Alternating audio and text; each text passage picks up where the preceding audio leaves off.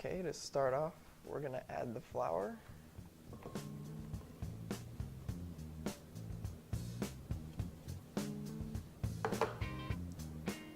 Next, we're going to add the sugar.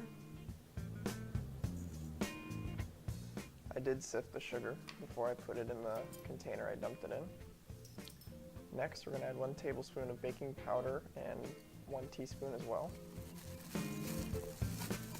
And you're going to add in your butter. And then I have a pastry cutter here. I'm just going to mix up the flour a little bit, and then I'm actually going to start pressing the butter and breaking it up. And you're going to do this until you get really small pieces of butter.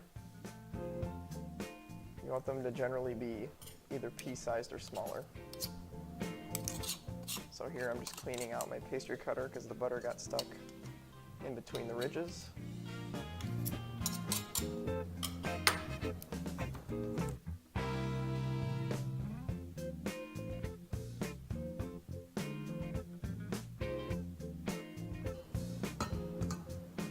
So this is what it's going to look like when it's done. You can see the small pieces of butter. There's no large chunks.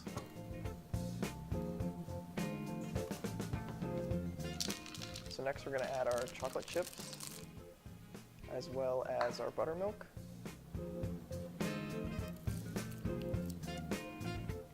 You're going to want to make sure that you get all the buttermilk out of your measuring cup. That's what I'm doing right here.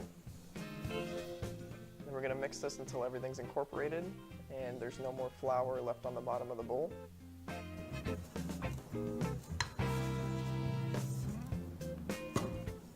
The dough is going to be pretty sticky, so you might want to put flour on your hands before you touch it and try and get it out of the bowl. So here I'm just flouring my kneading surface.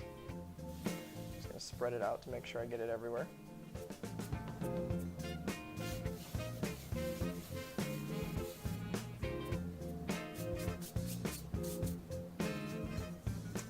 So I'm going to take the dough out and put it onto the floured surface, and then scrape all the excess off of the spatula.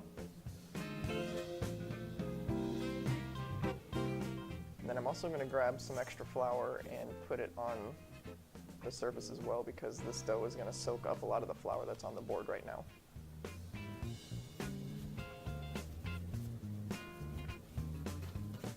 So we're going to knead it 8 to 10 times. Basically, you're just folding it over on itself and then rotating it.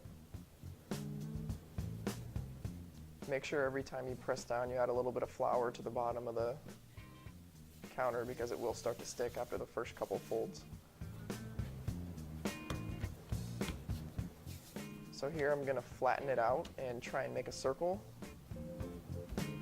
So I'm using one of my hands as a guide and the other one to press down the dough. We're going to want this to be about 1/2 inch to 1 inch thick. Once we get our desired height, then we're going to cut it in half.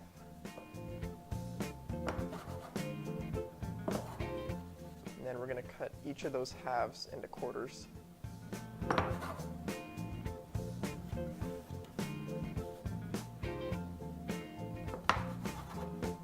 And once you get them cut into quarters, you can just set them aside.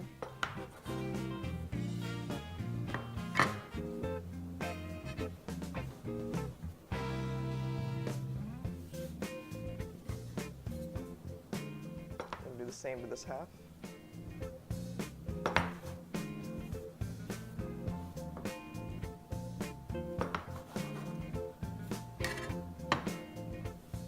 Okay, now that we have them all cut, we're going to put them onto a sheet tray that is lined with parchment paper.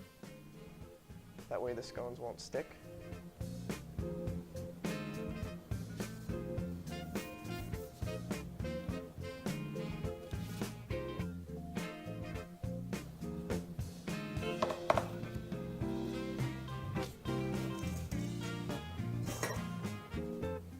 Now I'm going to take a little bit of milk and just brush the top, because the next step is we're going to sprinkle some sugar on the top, and we need something that it'll stick to, so that's what the milk's for. It'll also help give it a nice golden color when it's in the oven. So here's where we're going to add the sugar. And you can be pretty generous with this. The more the merrier. It's not going to hurt if you put a lot.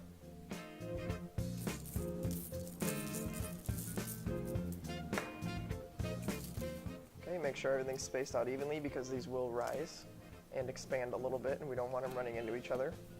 I'm going to put them in the oven and we're going to bake these at 375 degrees for 16 to 19 minutes. May take longer, might not take as long depending on your oven. So we're going to watch just until they get a light golden brown on them. You don't want too much color.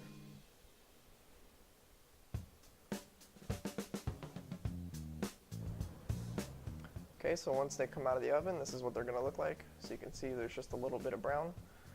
We don't want too much.